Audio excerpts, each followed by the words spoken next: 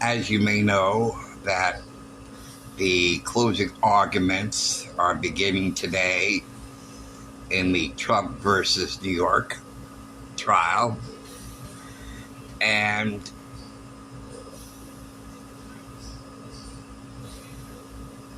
they're trying to figure out what the crime is. What is the actual crime? And they're thinking that the only crime that they can see is defrauding the voting public. And if Trump is found guilty of defrauding the voting public, that sets a precedent, a very dangerous precedent, in which they would have established it to be a felony to defraud the voting public. So any future presidential candidate who does not fulfill his or her promise can be charged criminally once he or she leaves office by defrauding the public. And they can go to prison for defrauding the voting public. They promised something and they didn't fulfill it. They said, wait a minute, we voted for him or her because they promised us this. He didn't deliver. If we had known that, we would have voted for him, and therefore we are the victim of this crime of being defrauded. So therefore, that former president must be charged criminally in a court of law and put away for defrauding the voting public in future elections, in future administrations. That's what's at stake here. This is what's dangerous about what's going on right now. So it's not about Trump. No way is it about Trump. So I've said before, if they can do it to Trump, they can do it to anybody. They can do it to anybody who they don't like. Okay? But because he said, they're not coming after me. They're really coming after all of you. I just happen to be standing in the way. And he's right. But now, food for thought. Food for thought. Because if they're trying to establish a crime of defrauding the voting public and establishing that it's a felony to defraud the voting public, then anybody who runs for office must have this over their head, to worry that any promises they make during a campaign that he or she doesn't deliver can be charged after they leave office for criminally defrauding the public. No one's going to want to run for office anymore. This will absolutely destroy the presidency of the United States. This will. So, all these Democrats who say that Trump is, want to destroy the country. Oh, no. No. It's Democrats who are doing this. It's the Democrats who are already doing this by all their policies. Every policy across the board, all across the states. And it's also not only domestic policy, it's also foreign policy, economic policies, energy policies, you name it. Donald Trump did not start one single war. He brought home hostages without paying a red cent. No one was rounded up. No one was chained like they're claiming he's going to do.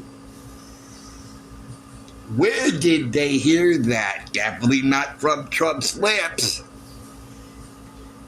And if they listened, Trump said, because they're all saying that I'm going to be a dictator, and Sean Henry asked, they're saying you're going to be a dictator. Are you going to be a dictator? Trump laughed, and he says, you know what? I'm going to be a dictator, but only on the first day, where we close the border and drill baby drill. After that, I'm not going to be a dictator after that. So they're running with him being a dictator. You know. Now, I have a very good childhood friend who I love dearly. We've been through a lot. We grew up together. We were little boys playing in his basement with the train set and up in his bedroom listening to music. And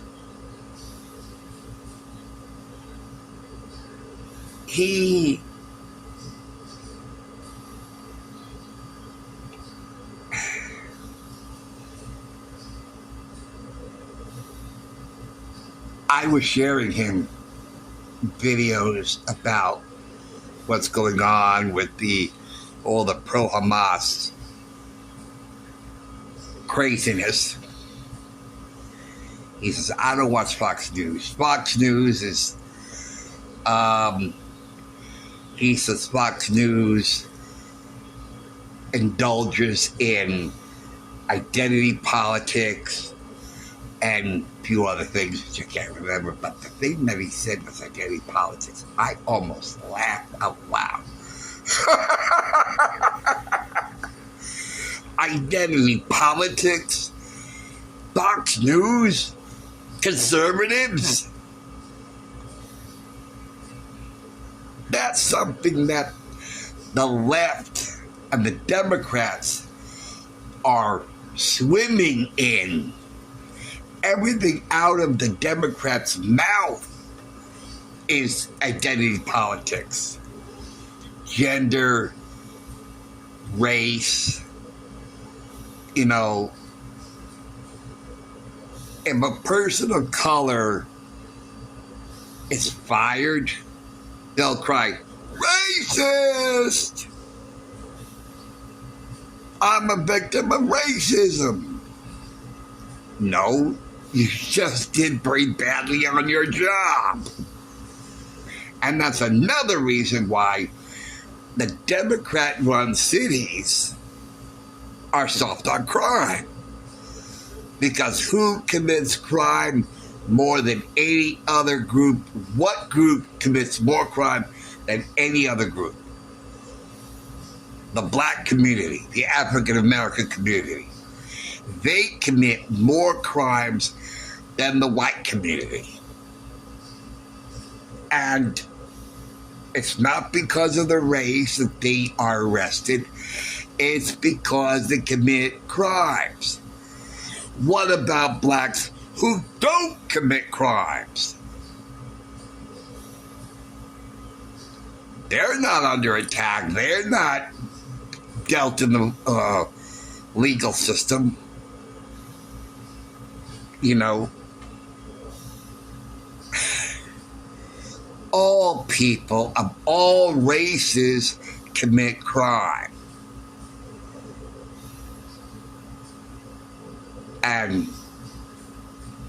But because you are in prison is because you commit a crime, not because you're black or African American. That has nothing to do with it. Trump gave many African American prisoners second chances. I forget the act he put out, but Second Chance Act or something like that. And he was establishing in the more poor urban neighborhoods golden opportunities for the youth, trying to get them off the streets. He did more for the black community. And he said in his campaign, I will protect all groups. He even said in the Bronx, and if you haven't heard it, I suggest you listen to it. He said, people of all color, whether you're black or brown or white or whatever the hell color you are, we are all American. It doesn't matter the race you are. Now, how can a man who says that be racist or even engages in political identity politics? Biden, everything, the total administration, Biden's total administration is identity politics. Pete Buttigieg, he's gay. Kamala Harris, she's black.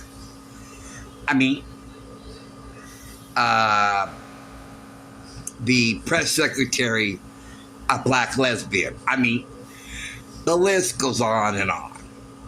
Identity politics are swimming in the Democrat Party, not in the Republican Party, not with Fox News. No siree. Nope. It doesn't matter what color you are. It doesn't matter what gender you are. It doesn't matter what sexual orientation you are. If you are good, that's what they care about. Merit, merit, all merit. That's all they care about. That's all we care about. And he reads the New York Times, the Washington Times, the London Times, and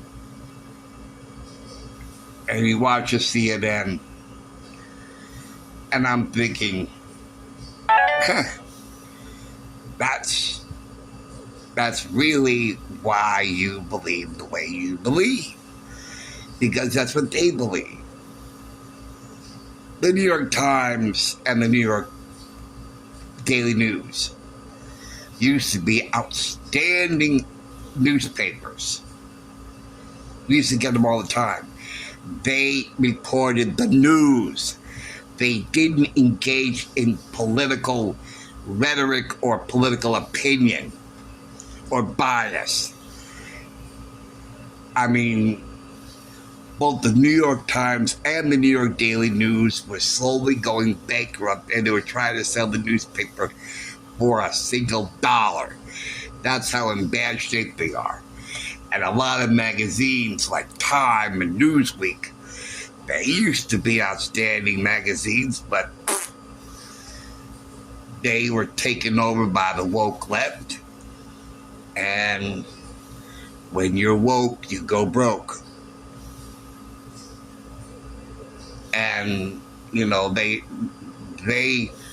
talk about situations having to do with what's going on the other side. But that doesn't mean we're engaging in political identity politics. We report that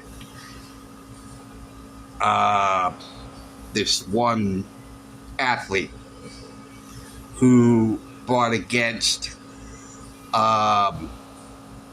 this group of trying to put transgender females in the sports and fought against that. We report that. They report that. Just because they report that doesn't mean they swim in it. They report the news like newscasts used to do. But anyway, we debated rather heavily. And what was nice about the debate was as deep and as heavy as the debate was between the two of us, we stayed respectful to each other. And we just stated our side. He stated his side. I stated my side. He would respond with bullshit when I would say about things about those newspapers. Bullshit, he says. I said, well, I'm not surprised you'd say that. That's not surprising to me. That would almost be expected. So, when he would say things about Fox News, I could say the same thing. I could say when he'd say about Fox News being engaged in political identity politics, I could use the same word, bullshit. So, you know, we are in two separate worlds. But the one thing that has never broken this friendship is friendship. The love that we have for each other from so many years. And after that heavy debate, we moved on to other subjects. And we had a wonderful conversation about all kinds of things. He revealed things to me. I revealed things to him. We became we established a closeness in our friendship. You know, and it's wonderful. We could be a role model to the rest of the world that friends or family members or loved ones could be on the opposite sides of the political spectrum and voice your positions. You voice yours, they voice theirs. When you hear theirs on you, you say bullshit. They hear it, they say bullshit. And you go on and on and on.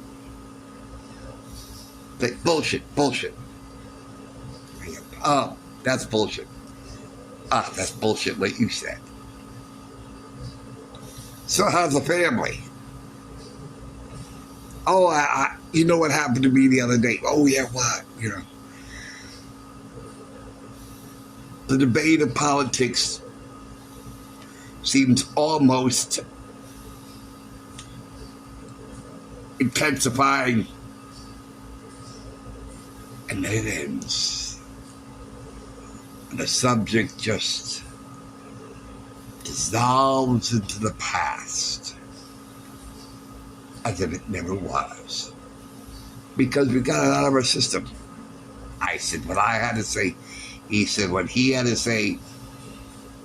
We vented it out. And after it's over, we moved on. We moved on to other topics. So,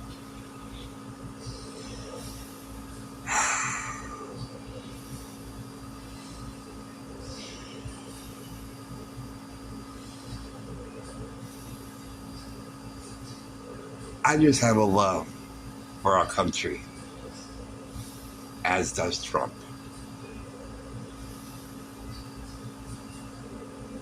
And so many people are seeing what Biden is doing to this country. And as this trial continues, more and more people are waking up that, as Pete Hegseth said in the interview, that this country is constantly being destroyed by one evil man and everybody at his beck and call. Biden. Joe Biden. And if you honestly think that Trump is going to destroy this country and the world,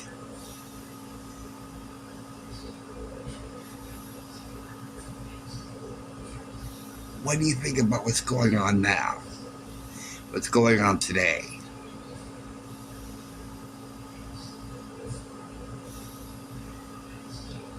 The world is now a big powder keg. We got the war with Russia and Ukraine, the war with Israel and Hamas, the war with China, missiles being fired.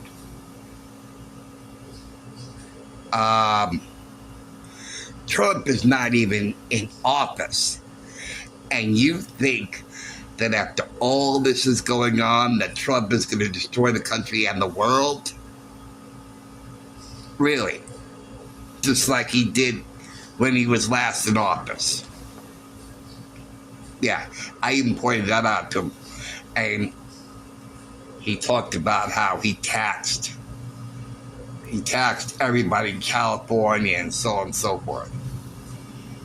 And even though I have short-term memory problems, I still do remember 2017 to 2020. I still remember. I'll even go 2017 to 2019. Okay, so we're talking about 2 years. In 2 years, yeah, he destroyed this country and he destroyed the whole world between 2017 and 2019. Yeah. Oh, yeah. Gee. I'm sorry. How did I miss that? Because I don't remember that. That's not what this man is about. And that's not why he's running now. He's running now because of what Biden is doing to this country. He can't stand idly by and watch our country go down the shithouse. And I don't blame him.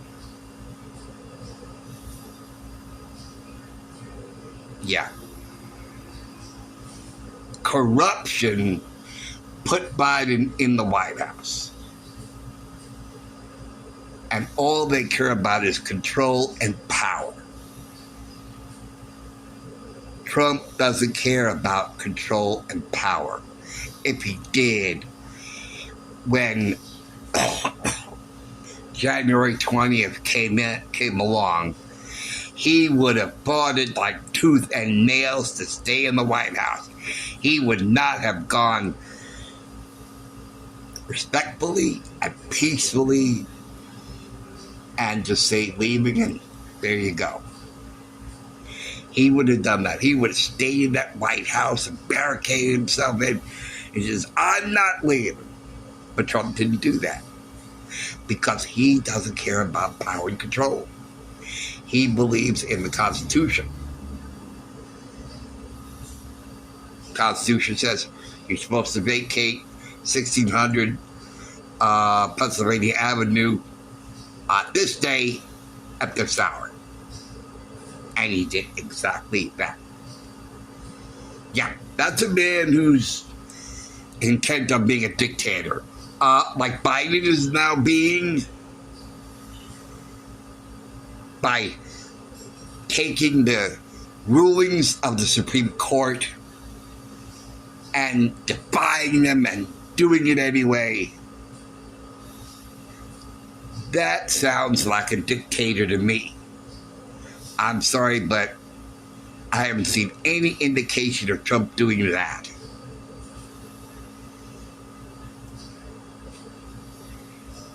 So, anyway, I just had to get that off my chest. All right. Thanks for watching. Thanks for listening. I'll see you later. Take care, guys. See you soon. Bye.